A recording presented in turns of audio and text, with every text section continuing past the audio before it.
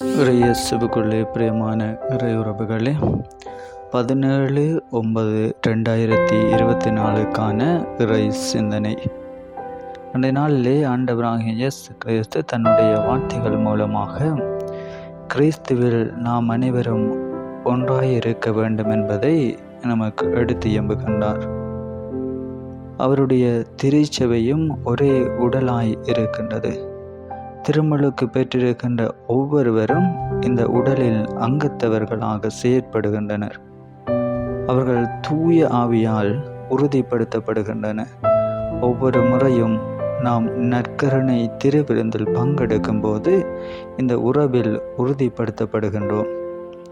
இந்த உறவு ஒரே கிண்ணத்தில் பருகுவதால் ஏற்படுகின்ற வெளிப்புற அடையாளம் அல்ல, மாறாக தூய ஆவியால் ஒன்றிணைக்கப்பட்டு கிறிஸ்துவில் உறுதிப்படுத்தப்படுகின்ற ஆழமான ஒன்றிணைப்பாக இருக்கின்றது. உடலிலே இருக்கின்ற ஒவ்வொரு உறுப்புகளும் வெவ்வேறானது, ஒவ்வொன்றும் ஒரு பணியை செய்கின்றன.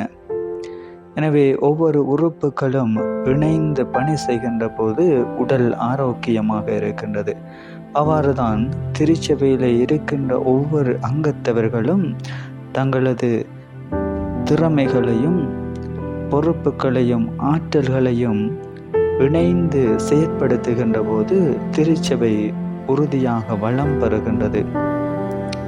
இவ்வாறுதான் நம்முடைய சிறிய வட்டங்களாக இருக்கின்ற குடும்பங்கள், நம்முடைய ஒவ்வொரு சபைகள், குழுமங்கள் ஒவ்வொன்றும் பல்வேறுபட்ட தனிநபர்களால் சூழப்பட்டிருக்கின்றன. அந்த ஒவ்வொரு தனிநபர்களுக்குள்ளும் ஒவ்வொரு திறமைகளும் ஆற்றல்களும் இருக்கின்றன. அவை ஒவ்வொன்றையும் நாம் ஒன்றாக இணைத்து செயற்படுத்துகின்ற போதுதான் ஒரு குழுமமானது நல்ல முறையிலே இயங்குகின்றது.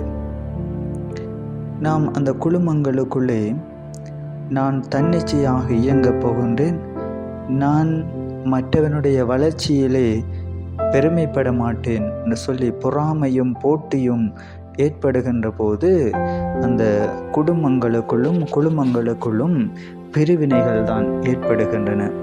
ஒரு ஆரோக்கியமற்ற தன்மை உருவாகின்றன. எனவே நாம் நம்முடைய குடும்பங்களாக இருக்கலாம், திருச்சபையாக இருக்கலாம், ஒவ்வொன்றும் ஆரோக்கியமாக இருக்க வேண்டும் என்று சொன்னால் ஒவ்வொரு தனிநபரும் குழுமமாக இணைந்து ஒன்றாக இணைந்து தங்களிடம் இருக்கின்ற ஆற்றல்களையும் திறமைகளையும் பொதுநலனுக்காக பயன்படுத்துகின்ற போதுதான் நல்ல முறையிலே அது வளர்ச்சி அடைகின்ற ஒரு குடும்பமாக திருச்சபையாக இருக்கின்றது. எனவே இன்றைய நாளிலும் ஆண்டவர் நம்மிடம் எதிர்பார்ப்பது, உங்களிடம் இருக்கின்ற ஒவ்வொரு திறமைகளையும் பயன்படுத்தி மற்ற மனிதனுக்காக, பிறர் நலனுக்காக, பொது நலனுக்காக பயன்படுத்தி ஒரே குழுமமாக இணைந்து செயற்பட ஆண்டவர் அழைத்து நிற்கின்றார். எனவே கிறிஸ்தவர்களாக அழைக்கப்பட்ட நாம் ஒவ்வொருவரும் திருமுழுக்கின் மூலம் கத்தோலிக்கர்களாக ஆக்கப்பட்டிருக்கின்றோம். அந்த கத்தோலிக்கர்களாக ஆக்கப்பட்டதற்கு உரிய நல்ல பண்புகளை அணி செய்து கொண்டு ஒருவரையொருவர் ஏற்றுக்கொண்டு ஒருவருடைய வளர்ச்சியிலே தட்டி கொடுத்து நாமும் அவர்களோடு இணைந்து பணியாற்றுகின்ற நல்ல மனப்பான்மையை ஆண்டவர் இன்றைய நாளிலே நமக்கு தர வேண்டும் என்று சொல்லி செபித்து மன்றாடிக் கொள்ளுவோம். ஆமீன்.